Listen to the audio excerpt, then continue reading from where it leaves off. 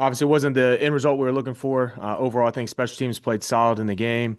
Obviously, the highlight of the game is the kickoff return unit and Ashton Dulin being back. Obviously, we've talked about Ashton a lot over here throughout the season, but he's an elite level player. It's awesome to be able to coach somebody that can do so many different things like Ashton can do. That's just a great teammate, great on and off the field, and that can impact a game in so many different ways like he can do it. Having him back in the game, he generates two really big over 50-yard kickoff returns, does a great job setting everything up, does a great job with his track, does a great job making people miss. Obviously as an entire whole, the kickoff return unit has operated at a very high level, but certainly it makes a huge difference having a guy like Ashton Dulin back there with Amir being able to lead block for him. Those were some things certainly we were missing in the Monday Night Football game when we talked in here saying that really did believe that we should have three really big returns in that Monday Night Football game and didn't quite get it done. At returner and off returner, you saw the difference in this game with that. Doolin also an excellent tackle in the open field on punt. He had an assist on kickoff. He had a forced fair catch on punt. Just a really special player. We won the kickoff drive starter. Average starting field position was the 41. Theirs was the 30. Kickoff return unit, has operated at extremely high level throughout the year. We're number 2 in the NFL in kickoff return average. We're second in the NFL in returns of over 40 yards with 7, which it also includes 3, unfortunately, being called back due to penalties.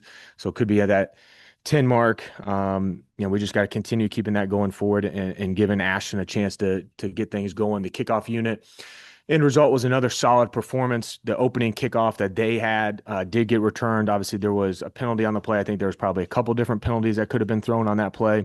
Really comes down to we had a chance to make a tackle inside the 35. We had a guy unblocked who didn't make that tackle, what you see in this new model.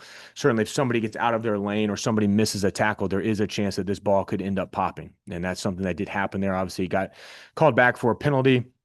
From a kickoff unit as a whole, like we're 10th in the NFL in kickoff coverage. We've been top 10 throughout a majority of this season. I think the kickoff unit has done a really solid job. When you look at what we're trying to do, we're trying to just physically move the wall back and everybody hold their lane.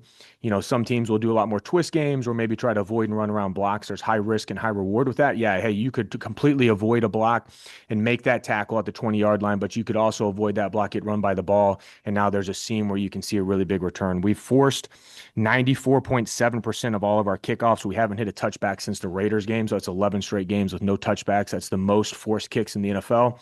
The least number of touchbacks in the NFL. We've had 83 returns against our kickoff unit, which is 70 more than we had last year. In those 83 returns, we've had 0 go for over 40 yards. We're one of 8 teams in the NFL that haven't given up a huge explosive return, and we have the only team in the NFL that's had over 80 returns against their kickoff unit. So I think that's a little bit of testimony that those guys have done a great job of staying in their lanes and mitigating, obviously, big returns and being able to keep that starting field position around the 30-yard line for the season.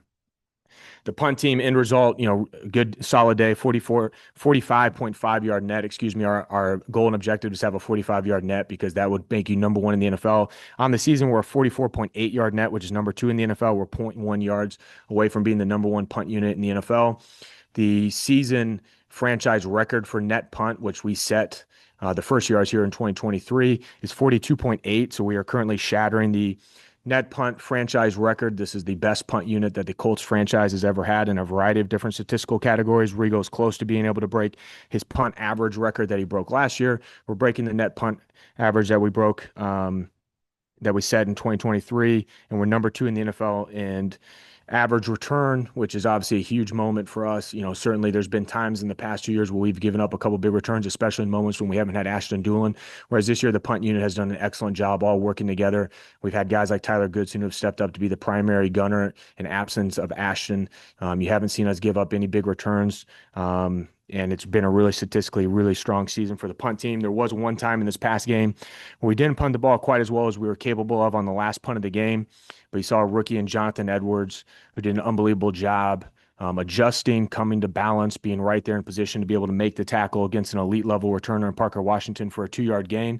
And that's kind of the growth and development of a guy like Jonathan Edwards, who's played a lot of defense and special teams as an undrafted rookie. In the first, opportunity he has a gunner this year in the Ravens game, he ends up missing a tackle. And that return goes for a touchdown. And obviously you can see his growth to this point where a very similar situation happens. He's able to make the play and do a really good job. There wasn't any action in the punt return phase of the game. And then field goal groupie continues to do, his job. He's made all of his kicks in practice since he's been here. He's made all of his kicks in games. He continues to look good. We're finishing out the season right now at 93.9% of all of our field goals have been made, which is number 2 in the NFL using 3 different kickers. That says a lot about Rigo and Luke and those guys being able to work with a variety of guys, and a lot about groupie coming in to be able to finish this thing out well as a whole. With all field goals and PATs, we've made 93.3% of our kicks. Our objectives to be over 90%. We're top 10 in the NFL in every special team statistical category except for punt return average. I think the guys have played really solid. We need to continue that as we can reach a lot of our special teams objectives here as we close out the season with the Houston Texans. Thanks for that, Mace. Joel, go ahead. With punt return, I know you've dealt with this a couple of years in a row, but is some of it just having to switch out returners with Anthony being hurt? There's, certainly there's a variety of different things as being able to set up punt returns. So it kind of depends on what statistical category you look at. For me in the punting game, the most important thing is net. So like the punt net is more important than the punt average because that shows is your punt and your coverage working together. And so we always want to be the number 1 net punt team in the NFL. It's the same thing with punt return. We look at what's the punt return net. So as a punt return net goes, we're number 9 in the NFL. Our opponent is getting 39.9 yards on their net punt, right? And we're getting 44.8. So we're significantly better in winning the punt battle. So there's a variety of different factors that go into that. Can we affect the punter with our rush and get him to be able to shank a punt out of bounds? Can we recover and get the ball on a shorter punt, and maybe we only get 1 or 2 yards on the return, which hurts our return average, but helps the net. So the end result of the punt return team has been really positive. We're the number 9 punt return team from a net standpoint, which I think is the most important statistic in the NFL. However, we don't have as many return yards as I think we're capable of getting. There's certainly some instances like you saw in this past game where Josh Downs was aggressive to try to return it. It was a really good punt by Logan Cook, but he did outkick his coverage. There was space there, and the corner just didn't finish to win at the last minute on the gunner, and we end up getting a 0-yard return. So a 0-yard return is obviously going to hurt our punt return average. However, there's going to be instances or times where we get 0, 1, 2-yard returns if we're aggressive and trying to make things happen that can still save field position and affect our net, but maybe not be as good as the punt return. We definitely want to pop a big one. I think we've been close to doing that on a variety of occasions, and we got to do a little bit better job of setting up ourselves with some of those situations and getting more punt return opportunities to be able to do that. Kevin. Brian, is there maybe a physical and/or I guess mental trait that Ashton Dulin possesses that just makes him such a different special team player?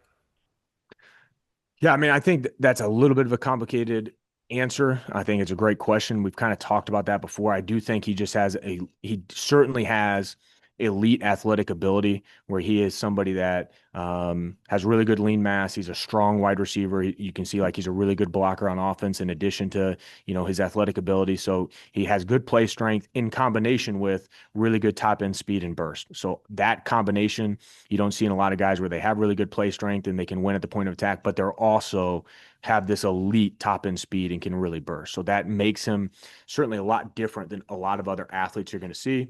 And then I do think what makes him different, like he's a small college guy that has had to play a variety of different roles throughout his career to make it, who's overcome adversity to get here. I think that certainly adds to his toughness and his ability to be able to fit a bunch of different roles because he's done that throughout his career.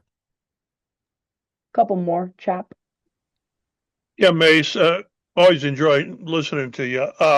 Outside the box, if somebody asks you, since special teams is your specialty, somebody says Adam Vinatieri is a Hall of Famer because what? He's the greatest kicker of all time. He should be a first ballot Hall of Famer. He's the greatest kicker in playoff history. He can do it in all weather. He kicked at a high level well into his 40s. I mean, I think the list could go on that I think we all know that Adam Vinatieri is the best kicker of all time and should absolutely be in the Hall of Fame. So you were surprised last year when you didn't get in first ballot. I agree with you, Chap. I think your comments on that were 100% correct. Thanks, Mace. Steven, last question. Always agree with Chap. Mace, I'm asking this a little tongue in cheek, but I'm actually serious. We always ask coaches like, hey, what's it like preparing for this great player on the other side or that kind of thing. Do you think that is also the conversation on the other side when teams are looking at Doolin going up to prepare for you guys? Usually the first thing that because we're usually pretty friendly in the NFL and pregame and talking with the other special teams coaches, and we hang out a lot at the combine, so it's kind of a Right. more unique situation where we know each other a little bit more than what we did in interacting with other coaches in college. So overwhelming majority of the time, the very first thing every single special teams coach says in pregame is something in relation to Ashton Doolin. And usually it's like, I can't believe how good Ashton Doolin is, or Ashton Doolin is a problem, or thank God Ashton Doolin's not playing today, is usually the very first thing that they say. And multiple of them, have also agreed that Ashton Doolin's a Pro Bowler and would have been a Pro Bowler if he didn't get injured. And I know there's a lot of really good special teams players that are out there, but he was having a special season. And what makes him even more special is, hey, he can be a four-core impact player that everybody has to account for, in addition to he is an elite level returner who has averaged over 30 yards a return in the last 2 years. Pretty crazy. Appreciate it.